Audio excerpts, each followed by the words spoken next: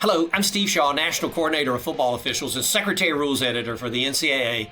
And today we're presenting our final training video for 2024, and we're going to be focused on game action from Week 14. Now, before we get into our plays, first I want to say a heartfelt thank you to all the officials on field and in replay for the great work out there this season. A lot of preparation coming into the season, and you really worked to be one CFO, and I thank you for that effort. And also, I want to say congratulations to all those selected to work in the postseason. And remember, as you go into your postseason game, don't do anything different than you did all season.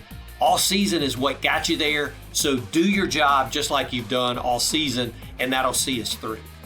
Now, two things I want to hit before we get into our plays. Number one, we have to be very good in end-of-game scenarios. You're going to see a couple things in the video, so let's make sure that we're focused in our end of game. That's so important, and that's how we'll be remembered. And the second, player safety fouls. Continue to do a great job there. We have been doing a good job. And I do want to report out on our targeting figures for this year. So in FBS, we've had 124 targeting fouls enforced in 839 games. So that's one targeting foul in every 7 games. And the rule is working because that's a 4-year trend line going down from our high mark set in 2020, our COVID year, where we had one targeting foul in every 4 games. So this downward trend is very good for not only our game, but our student athletes as well. So with that, let's get on into our video. Our first play this week, the quarterback, he drops back. He's going to throw deep, and we immediately see 2 flags down, one from the back judge, one from the field judge for defensive pass interference. Now, it's always good to have 2 flags down here, and as we look at the replay, we see that receiver 19, he's going to break deep, and defensive back number 10, he knows he's beat, so he just reaches out and tackles number 19. And this is a clear defensive pass interference foul. Now, we know even though the foul is well downfield, the penalty will be enforced 15 yards from the previous spot. Now, there have been discussions of considering defensive pass interference as a spot foul, but so far, the Rules Committee does not feel that's in the best interest of the collegiate game. There also has been conversations about treating an obvious and intentional defensive pass interference differently, but that's not, as of yet, gained traction with the Rules Committee. But good call here for defensive pass interference. Play 2, the quarterback rolls right. He's going to throw downfield, and there's a big hit by the defender, and the receiver is going to be down after the play. Now, we don't have a flag down on the field, but replay is going to stop the game to look for potential targeting. And as we look at the replays, we see receiver number 13, he's clearly in a defenseless posture here. And we see the defender, number 26, he launches up and attacks high, and there's clearly an indicator here of targeting. And the defender, he did get his head to the side, but the contact is high into the receiver with the defender's shoulder forcibly contacting the head or neck area of the receiver. So replay can confirm all aspects of targeting here: a defenseless player, an indicator of targeting, and forcible contact to the head or neck area. And so they're going to initiate the targeting foul from the booth, and number 26 is going to be disqualified. This play is a great example of a targeting foul where the contact is not helmet to helmet, but it's high into a defenseless player, and we want this type hit out of the game. Play 3, we have a tie game. It's 2nd and 7, just after the 2-minute timeout, and this is when we need to be at our absolute best. Now, the offense, they're going to run up the middle for a short gain, and the defense calls timeout just after the play to stop the clock at 1:55. Now, the offense faces 3rd and 2, and after the timeout, we see that just before the snap, the defense is lined up on the play with 12 players in formation and no one attempting to leave the field. Now, just at the snap, we shut the play down and we look back and we can see that the defensive coach, he's calling timeout probably because they have 12 on the field, and we give him the timeout. And let's remember, we all know a team cannot call consecutive team timeouts in any individual dead ball period. So we should not stop the game here. We don't honor this back-to-back timeout. So we must have full concentration at all times, but especially in these critical situations. Make sure we add this discussion to our crew meeting after the 2-minute timeout. Review the timeouts left per team, and also a reminder that we will not honor a back-to-back timeout. Play 4 will continue our discussion around full concentration late in the game, late in the half. We see that there are 29 seconds remaining in the first half. The offense has 4th and goal with the 2, and they're at the line, and the defense, with 2 timeouts left, they're going to call a team timeout.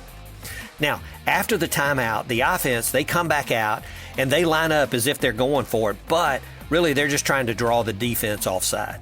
And it's not successful, so they take a delay of game penalty, and now they're going to send the field goal unit out. Now, as the field goal unit gets set up, and just before the snap, the defensive coach is going to call timeout to try to ice the kicker, and we shut the play down just at the snap, and the kicker, he's going to boot it through, but then we recognize that the defense can't call back-to-back timeouts here. We haven't had a live ball action since their last timeout. So we make an announcement that the defense cannot call consecutive team timeouts. We give them their timeout back, and the field goal team, now they've got to line up and try again. So let's stay alert in these end-of-half, end-of-game situations. It is so critical. Play 5, we set up for a punt. Now, the previous play, the punter nailed a 75-yard kick, but it was called back for an illegal shift. Now, this punt, it's a solid kick, not quite as good as the one before, and it's returned back out to the 35. And as we go back and watch the isolation camera on the kicker, he drifts downfield during the kick to the opposite hash from his sideline. And then, after the play, well, I think we would all agree this action is unsportsmanlike. Remember, it's an automatic unsportsmanlike conduct foul if a player removes their helmet after the ball is dead before they're back in their team area. And anytime we see this type anger, slamming the helmet down in the field of play, that would qualify as well. I'm not sure why we didn't flag this, and I know we're toward the end of the season, but we can't let up and just bypass unsportsmanlike acts. This is a foul, an automatic unsportsmanlike conduct foul, not a judgment call, and we need to do our job and get the marker down. Play 6, the offense has 4th and 2 in the red zone, and they're going to keep the offense on the field to try to pick up the first down. Now, we see the quarterback. He takes the snap, fakes, keeps the ball, and he's going to tightrope down the sideline. And we're going to rule him out of bounds just inside the 1. As we go back and take a look at the replay, we see the quarterback, he does stay in bounds. He's hit near the goal line. The ball goes just outside the pylon. And we know normally the ball must go over or inside the pylon to be a touchdown. But if this player is in bounds and he touches the pylon, then the ball is immediately dead at that point and he gets goal line extended. And the ball here is clearly breaking the plane of goal line extended when the quarterback touches the pylon. So replay is going to come in on this. They're going to overturn our call on the field and make this a touchdown. So this is a very difficult call on the field, but a really good job by replay to come in and overturn the call. Play 7, the offense punts. Now, the receiver, he gives a fair catch signal. He's going to muff the punt. The ball bounces directly to number 42 of the kicking team. He recovers and starts to advance and then goes down at about the 7-yard line. Now, we know by rule, if the receiver muffs the punt, the kicking team may recover, but they cannot advance. The kicking team can never advance a kick. So it's always important to note whether we have a muffed kick or a fumble in this situation. If the receiver were to gain possession and then fumble, we know the kicking team could recover in advance. But if it's a muff kick, as we have here, the kicking team can recover, as number 42 did here at the 12, but they cannot advance. So the play is dead where number 42 gains possession, and the ball is spotted at the 12, 1st and 10 for the kicking team. Good job by the crew of getting the 12-yard line is the correct spot.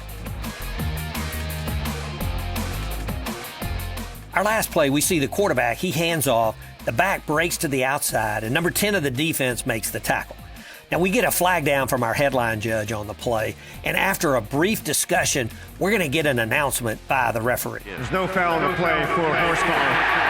2nd down. Now, the defender did grab the nameplate area, and we know that's included in the definition of a horse collar tackle.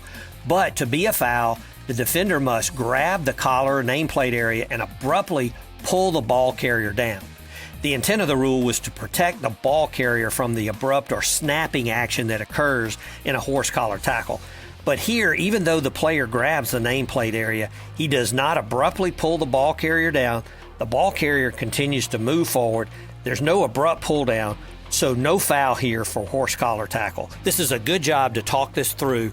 We disregard the flag, and there is no foul for horse collar tackle. Well, that's it for our plays this week, and I appreciate your attention to this weekly training video throughout the season.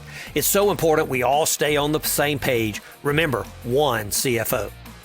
Best of luck again to all those officials working in the postseason, and let's deliver quality fouls. Make it be there, nothing technical. Be good dead ball officials. We want crisp ball movement. Be crisp in everything we do. Excellent communications. Always use your winning words and display your integrity, courage, and poise. Now let's keep hustling, and best of luck to all.